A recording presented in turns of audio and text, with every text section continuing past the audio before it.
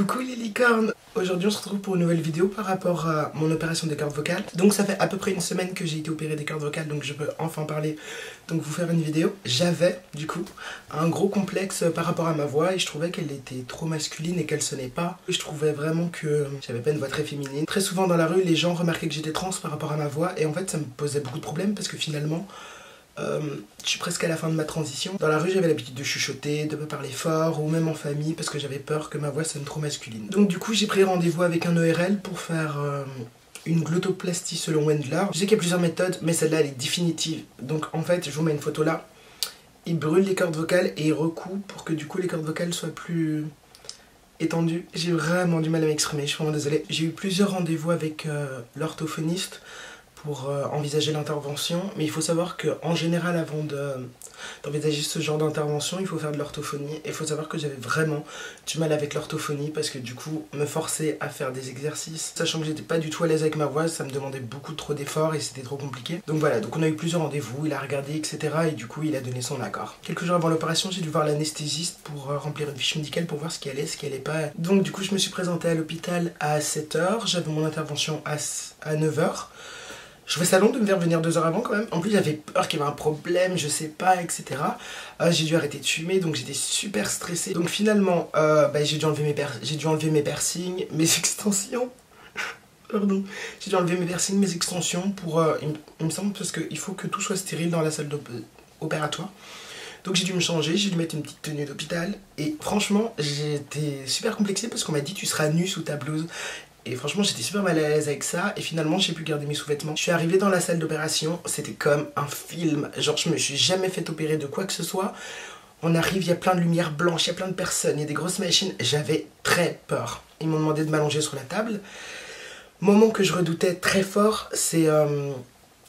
comment on dit ça? Le Baxter? Je sais pas comment on dit ça. La perfusion ou je sais pas. Parce qu'il faut savoir que j'ai des veines pourries, que la plupart du temps les médecins galèrent à me faire des prises de sang. Ou voilà, ils galèrent toujours. Donc pendant 10 minutes ils étaient là à taper sur ma main, à taper là, j'ai pété un câble. Bon, ils ont réussi et franchement j'ai pas eu mal.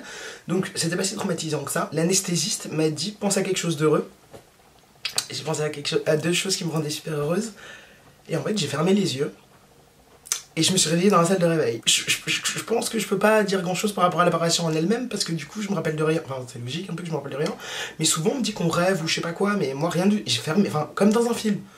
J'ai fermé les yeux et je me suis réveillée instantanément. Je me suis réveillée dans la salle de réveil avec une douleur. Pas vraiment une douleur mais vraiment une gêne dans la gorge. Vous voyez comme quand on a une angine blanche ou rouge, je sais plus c'est laquelle, celle vraiment où on sent que c'est gonflé, on a mal et on a envie de vomir et tout. Il y avait des gens qui passaient et j'ai fait comme ça, je voulais trop de l'eau. Elle m'a dit, on va vous donner de l'eau. Donc une infirmière est venue me voir et m'a dit, vous avez de la chance, on a failli vous perdre. Et j'étais en mode, d'accord, j'ai pas trop réalisé. Et puis elle m'a dit, belle Buffalo. Et j'étais en mode, comment elle sait que j'ai dit Buffalo? Ils étaient dans mon vestiaire et mes affaires étaient pas à côté de moi. Et du coup genre... je sais pas, donc j'étais même pas encore froide qu'elle voulait mes affaires. J'ai eu de la chance parce que avec mon assurance, j'avais pas droit à une chambre solo, donc j'étais censée être avec quelqu'un, mais finalement je me suis retrouvée seule, il y avait personne dans la chambre. L'ORL est venu me voir et m'a expliqué qu'en fait, pendant l'opération il y a eu des complications. Attendez, non, c'est un peu compliqué. Il paraît qu'il y a eu des complications, donc en fait il me semble qu'il y a eu un problème avec l'anesthésie, et en fait... pendant que je dormais, que j'étais anesthésiée, j'ai convulsé. Apparemment j'ai vomi, mais comme j'étais inconsciente, j'avais pas de réflexe nauséeux et en fait le vomi s'est retrouvé dans mes poumons. Donc je vous avoue j'étais un peu défoncée et tout, enfin pas défoncée mais j'étais pas très bien donc j'ai pas trop compris. Donc ce qui fait qu'ils ont dû me mettre sous antibio parce qu'ils avaient peur qu'un virus se soit mis dans mes poumons. Donc ça explique peut-être pourquoi la dame a dit on a failli vous perdre, mais c'est super... Enfin, je sais pas si ça arrive souvent. Mais comme je vous l'ai dit, je me suis jamais fait opérer ni les dents de sagesse, ni les amygdales, ni l'appendicite. Donc c'est ma première opération pour la voix, donc quelque chose qui me complexait beaucoup. Et on me fait comprendre que j'ai failli mourir. Ma mère était là parce que fallait bien qu'elle vienne me voir. Et il y avait mon copain. Et en fait, ils ont commencé à cogiter, ils ont dit comment ça? Et en fait, on s'est tous posé la question de qui était la faute en fait. Parce que enfin, je me doute bien qu'il y a des complications et tout pendant les interventions, mais quand même c'est grave, ça veut dire...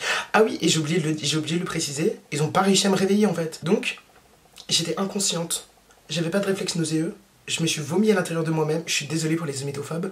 Je me suis vomi à l'intérieur de moi-même et j'arrivais pas à me réveiller. Et le truc que je trouve le plus fascinant, enfin fascinant, j'en ai aucun souvenir. Je me suis réveillée, j'avais aucun goût dans la bouche, dans la gorge, tout ce que vous voulez. Moi, je me suis réveillée comme une fleur. Apparemment, eux, ils avaient l'air super inquiets parce que le mec, quand il est venu me voir, il avait pas l'air bien, il était un peu comme ça et moi, je me rappelle de rien. Mais hormis ça, enfin, mon état général, je me sentais bien. J'avais très très soif par contre, mais je me sentais bien et vraiment, j'avais la sensation d'avoir une angine. Donc ça grattait un peu. Et puis, quand je toussais, ça faisait... Enfin, ça faisait bizarre et mon cerveau voulait pas comprendre le son qui sortait de ma bouche. Même encore maintenant, j'ai du mal à réaliser que ce qui sort de ma bouche c'est à moi. Bon, après je vais encore faire de l'orthophonie. Vous voyez, apprendre à bien contrôler ma voix parce que, très objectivement, on va faire un test. Je peux parler comme ça. Je peux parler comme ça. Et je peux parler comme ça. Donc, c'est un peu compliqué. Mais là, pour l'instant, vous voyez, je parle un peu de la deuxième manière parce que je sais pas trop comment... Voilà, gérer ma voix. J'ai dû passer une nuit à l'hôpital. C'était la pire... Encore une fois, j'ai jamais eu de problème de santé. J'ai jamais dû passer une nuit à l'hôpital. C'était l'enfer. Donc j'avais le truc ici. Je vous mettrai une photo si vous voulez. J'avais le truc ici. Il faut savoir que moi je dors comme ça en PLS parce que j'ai du mal à respirer, je suis asthmatique et c'est un peu compliqué. Donc du coup, j'arrivais pas à dormir, ça tirait. Et en plus, étant donné qu'il y a eu la complication, ils devaient mettre des antibiotiques et assez souvent. Donc toutes les 2-3 heures, il y avait un type qui toquait à la porte et qui changeait le truc et j'arrivais absolument pas à dormir. Je parlais avec des gens... sur le PC quoi, parce que j'arrive pas à dormir. Et heureusement qu'il y a des gens qui sont tard de la night et qui dorment pas parce que je me suis sentie très seule. Donc finalement, le lendemain, il est revenu me voir pour voir à peu près si tout se passait bien au niveau nanan des douleurs. Il m'a fait une prescription de médicaments que je vais vous montrer parce que je trouvais que c'était énorme en plus de mes hormones. Il m'a donné ça, c'est un espèce de spray pour... l'asthme, je pense, parce que je suis asthmatique et je sais pas, peut-être au niveau des poumons, de l'inflammation, je sais pas. Il m'a prescrit ça, il me semble que c'est pour l'estomac, pour pas qu'il soit trop bousillé à cause de tous les médicaments. Antibio, des Dafalgan pour la douleur. J'ai sous-estimé le pouvoir des Dafalgan parce que je me suis dit, mais j'ai pas mal, donc pourquoi je devrais prendre des médicaments? Et je les ai pas pris. Et j'ai eu mal comme jamais. J'avais le droit de manger ce que je voulais, mais en fait, j'avais mal, genre comme une angine, genre on mange, ça passe, ça fait mal. Donc j'ai mangé de la soupe les 3-4 premiers jours. Je le mâchais très longtemps et c'était un peu perturbant et en plus je ne pouvais pas parler pendant une semaine. Sinon j'ai des grosses craintes par rapport à la musique. En fait je vous fais chier avec ça, or que je vous sors rien quoi. Faudrait que je me bouge un peu. Mais j'ai des grosses craintes parce que, étant donné que les chances de réussite de l'opération sont 50-50, j'avais une chance sur 2 de perdre ma voix et la musique. Je sais pas, vous voyez là mon micro, vous voyez là mes instruments.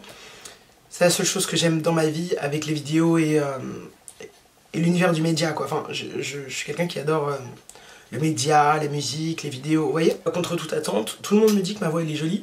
Je sais pas ce que vous en pensez, mais tout le monde me dit que ma voix elle est jolie et qu'elle a changé. Et je vous avoue que je me la suis pas encore totalement appropriée. Donc j'ai vraiment pas conscience du son qui sort de ma bouche là.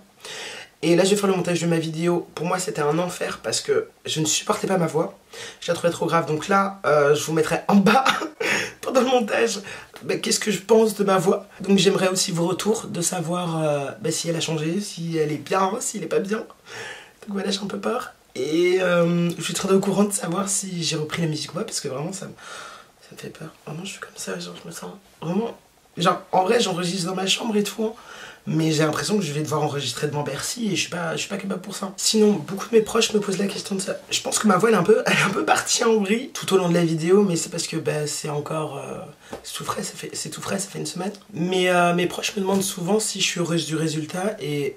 Pour l'instant, je suis très heureuse, même si j'ai un côté un peu voilé et enroué. Mais en vrai, j'aime bien. Genre, ça fait 2 jours que je fais des messages vocaux en mode Bonnie Tyler, en mode « Et je t'en besoin de toi ». Vous voyez? Et ça me fait rire de me dire « En vrai, je pourrais chanter comme Garou, mais du coup, Garou, il a une voix de mec. » C'est là que vous me direz que mais toi aussi, t'as une voix de mec. J'ai envie de mourir. Vous voyez? Donc, pour l'instant, je suis vraiment satisfaite. Genre, du peu que je suis sortie de chez moi et que j'ai parlé de manière pas normale, mais pas comme ça, parce que je parle comme ça, genre dans les transports. Personne ne m'a regardé. Personne ne m'a regardé. Bizarrement ou quoi. Au téléphone, j'ai pas trop eu le problème de monsieur, madame. Je l'ai eu une fois et ça m'a pas plu. Mais pour l'instant, genre, c'est que des madames. Et c'était un truc qui me hantait.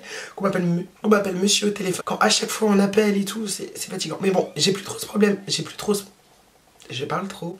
J'ai plus trop ce problème là, donc... Vraiment, ça se voit à mon visage, je pense que j'ai jamais été aussi heureuse. Enfin, voilà. Je voulais rajouter que... Là, c'est fini. Là, je vous dis, c'est fini. Je voulais rajouter que ça m'a donné plus de confiance et de c'est plus possible là. Ça m'a donné plus confiance et plus de légitimité. Vraiment, j'aurais fermé ma bouche. Mais si vous êtes arrivé jusqu'ici, écrivez-moi en commentaire, je vous en supplie, Cassie, ferme ta bouche. Parce qu'il faut encore que je repose ma voix. J'ai l'impression que ça me donne plus de légitimité et de confiance en moi, parce que souvent dans la rue, je vais pas dire que j'étais shy ou j'étais gênée, mais souvent oui, genre je parlais pas beaucoup, genre je parlais doucement comme ça quand j'étais à la caisse des magasins et tout.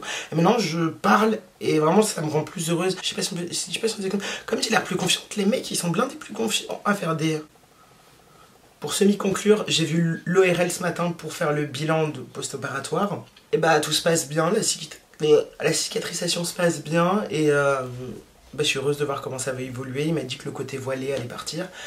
Puis je vais faire de l'orthophonie et peut-être reprendre des cours de chant parce que je ne sais pas comment me servir de ma voix. J'espère que vous avez passé un bon moment en regardant la vidéo. N'hésitez pas à vous abonner parce que j'ai vu et je vois qu'il y en a beaucoup d'entre vous qui regardent la vidéo sans s'abonner. Donc ce serait sympa de vous abonner pour le soutien, tout simplement. Donc voilà, je vous fais plein de bisous. Je vais essayer de revenir plus souvent. J'ai dit ça à chaque fois, je suis désolée. Mais je vous fais plein de bisous et on se retrouve dans plein de nouvelles vidéos.